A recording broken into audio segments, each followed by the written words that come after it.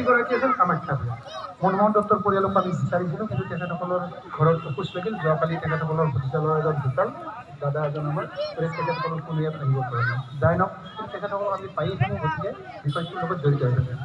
এই চেগতে মই আটাইকে এবাৰ আমি ইয়াত যিখিনি আছে আটাইকে আমি আমাৰ যিজন আমাৰ কাৰণে কৈছোঁ, আমাৰ কাৰণে যিজন মহামানৱ আছিল, মহামানৱ হয়, তেখেতৰ আত্মায়ো সদ্গতি লওক। আৰু মণিমা ভূঞা হয়, সকলোৱে এটা হাত চাপৰি দিব লাগে।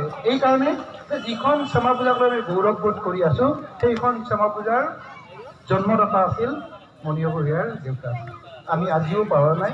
আমি প্ৰতি বছৰে বিচাৰিছোঁ। এইকাৰণে আপোনালোকে আদাৰৱাইজ নল'ব। ইয়াত আপোনালোকে এনেকুৱাকৈ মনোভাৱ লৈ নাহক যে দাহৰিত গ'লে কিবা চান্দাৰ কথা আহিব, কিবা আহিব নহয়। আমি কৈছোঁ যে কামাখ্যা ভূঞাৰ পৰিয়ালৰ পৰা এজন অন্তত প্ৰতিনিধি পূজাৰ কেইটা দিনত এজন হ'লে হয়। আজি কামাখ্যা ভূঞাৰ ল'ৰা আছে, ছোৱালী আছে, মানুহৰ মৰম মিল আমি এটা সময়ত বয়স হ'লে গুচি যাওঁ, কিন্তু এটা মেছেজ দি থৈ যাওঁ যে নতুন প্ৰজন্মলৈকে অন্তত যে এইখন যিখন দাহৰিৰ পূজা আছে, এই পূজাখনৰ চিন্তা